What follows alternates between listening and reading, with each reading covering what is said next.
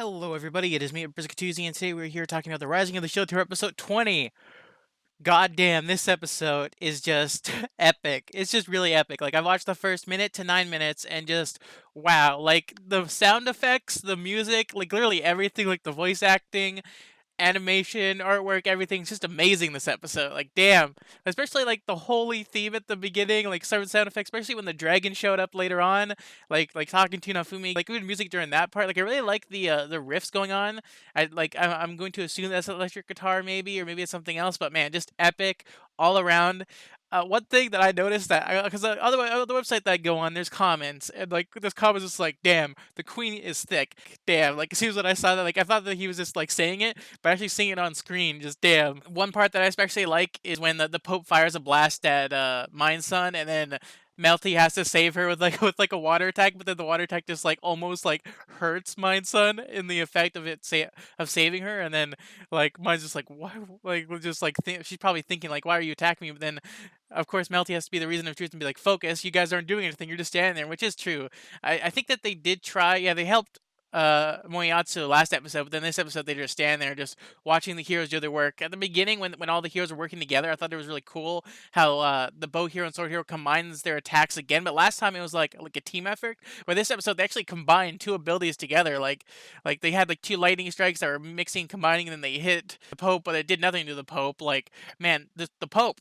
The Pope, man, he's just using his followers, and he's just walking all over his followers. Like he's just like using them, like with like the bishop that was behind with the mustache is like, Pope, all of the followers are gonna die if they keep on trying to help you. And then the Pope's just like, they should do it anyways. So then you just see a whole bunch of followers just start tipping over because they're all dying. Like who knows? Like there's probably a lot of them that probably did die. Like who knows that they might just say that they just lost consciousness. But like, I like it how when Nafumi combines his attack with Moyatsu. And or no, it was just Philo and Raptalia went first, and then like Philo like kicked the shield, like kicked the Pope's shield down again. Then Raptalia came in, hit just the Pope's sword, and the Pope falls over and needs to be healed. Like why would he need to be healed just from a slash to his sword?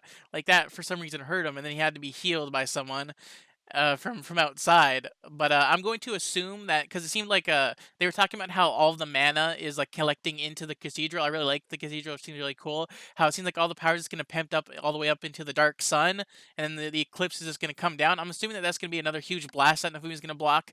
Because if not, it has to be something else. And the part where Naofumi needs to use his like curse shield. I really enjoy that part. Like he's like you have like all of the symbols go on him, and then he needs to like bear like I really like it how you can really tell that he's really trying to like control it. I really enjoyed that like tenacity that he's having, like trying to control it. Then the dragon's like trying to like get him to do it. The dragon's trying to like warp his mind again, and then like trying to like provide him with his anger. But then the dragon's just like, wow, this human can control my anger. So then he's like trying to be like show him his past memories and stuff like that again in order to tempt him. And we saw how he did tempt him at the 9 minute mark because that's where I'm at right now. He did tempt him, and he got him a little bit evil. I like it how it shows like the dark red light covering him again, and like I really like it how like, his dragon armor is like all on him now. Like the curse shield, he has it on his arms, his legs, his stomach, his legs. I already said that his arms, his legs, his body, and he also has it on his hands. So he's like fully equipped. It'd be really cool if he got a helmet, like he got a demonic helmet. Now that he'd be look like a demonic knight with a shield. Like it looks really cool. And then you have the fire covering him because it's a curse. The Nofumi tried to use like just like his like limited curse shield where he just shoots flames and he's not like being taken over, and he tries to like cover the Pope with it when the Pope's just like nah, and he's just like, because we're in a cathedral, because this is a holy place, your curse doesn't work on me, and he's just like what? Like man, but it is cool how Melty and Raptalia were like holding Nafumi's hands as he was like trying to control the raid shield, like because he needs their help and stuff like that. But overall, like the first 9 minutes, I'll be back in a few minutes to review the rest of this episode. I'm back now. I just watched the whole entire rest of the episode. I didn't do like the whole entire thing I do before where I did 9 to 15, then 15 to the end of the episode.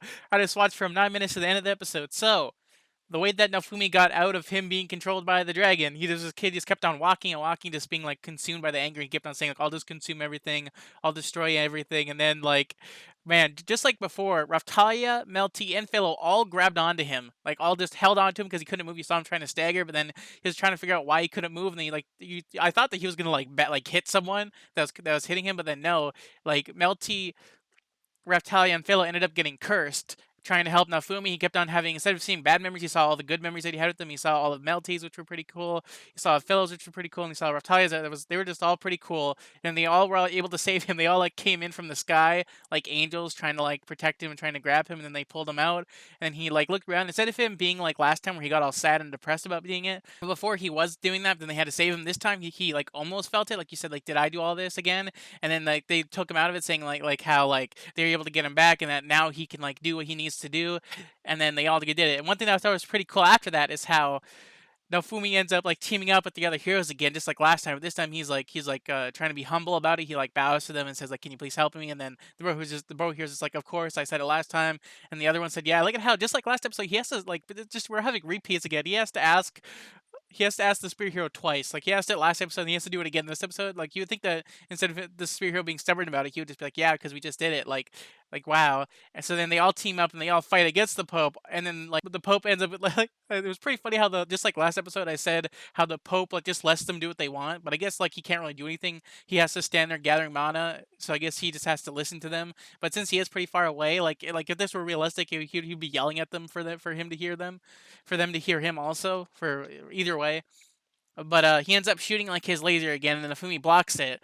And instead of him blocking just like an area, he ends up blocking the whole entire team. You saw like this blue shockwave covering him and covering everyone else. And then the Pope's just like, "Wow, even with my strongest attack, you still can dodge it. Like we've been battling for a while now." And then they all Fumi comes up with a plan to just keep on attacking him and don't give him a chance to like stop. So then everyone works together. Even Mind Son works with them, and then like they all just kept on firing attack after attack after attack. So you saw like Ren use a move where he turns invisible and then turns back. Like he used a move sort of like Reptalia when he was able to turn invisible and use a sword attack.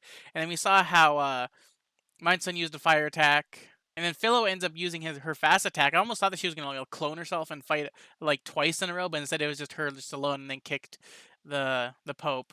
And then the Pope was putting up a pretty good fight, which I thought was pretty cool. I really enjoyed it how like right before the fight ended, the Pope shoots like a phoenix fire out of it, like, and then he has like this phoenix coming towards Nafumi, and then Nafumi jumps onto Philo, and then they go and attack the phoenix, and then he dodges the phoenix by jumping on his air shields, and then he like takes control of the phoenix, puts it into his raid shield, then turns it out, then turns it into a giant flaming dragon, and the giant flaming dragon ends up attacking the Pope. The Pope is on fire. The Pope just like, man, how much healing does he have?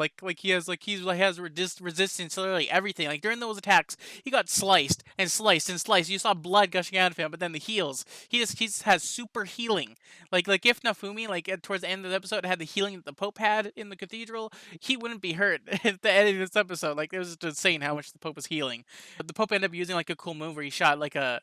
He ended up being able to like mimic all the other heroes' like abilities. Like he ended up being able to copy the bow hero's abilities and copy the spear hero's abilities. Everyone was like, wow, he can mimic them. But I guess that makes sense. It is a legendary sword that can turn into multiple weapons, so that makes sense.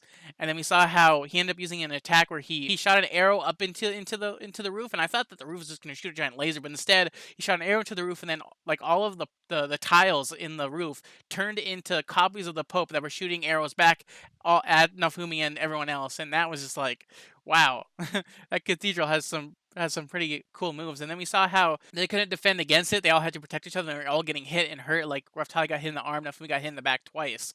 I honestly thought that he was going to put a real arrow into the bow and he was going to shoot at Raftali at a moment. But that was just me just having like a quick thought.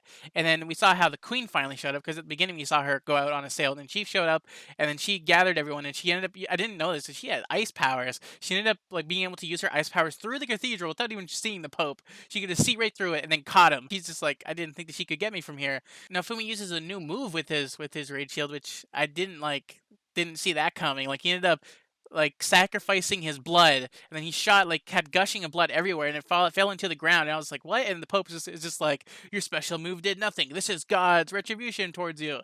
And then after that, the Pope ends up crushing the ice and about to attack Nafumi, but then it's insane. A giant mechanical dragon just pops right out of the floor from his blood. His blood created like a giant pool.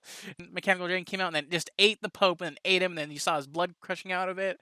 Like, damn, that was a really wow. And then I didn't expect the move to be like that. Like I don't even remember that if that even happened in the manga or not. Maybe it did. But I thought that this episode was pretty cool. And then at the ending, like Nafumi's on the ground because he bled out, and then like Raftalia and all of them are worried because they're like wow, like Melty thinks that Nafumi is dead. Like he's just like he sacrificed his life, and like all the other heroes are just standing there, and then the queen just comes right up, asks all the Pope's followers to like all the church to give up, and then he goes up to Nafumi saying like I'm gonna save him, I can't let him die. So who knows? Maybe they're gonna like they're of course they're gonna have to cure everyone of the curse from everyone from all of Nafumi's party, and gonna have to like try to like be able to like heal Nafumi. That's a really deep wounds. Like that's gonna take a while to heal. Like he's probably gonna have a time skip in the next episode probably, or maybe we'll have some talking of like other characters while Nafumi's passed out on the ground. But wow, this episode was pretty good. I really enjoyed it. Everything about it, the music and everything. I really enjoyed it. How they had the first opening song being like the fight during the fight scene with the Pope. They pretty awesome to hear it and have that go in, especially when the Pope like fought off against them. Like the music started to dim down, which I thought was pretty cool. But overall, fantastic episode.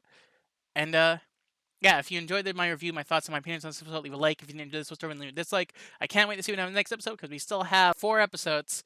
So I can't wait to see how this season ends. So yeah, I'll see you guys in the next video next weekend. Yeah, bye.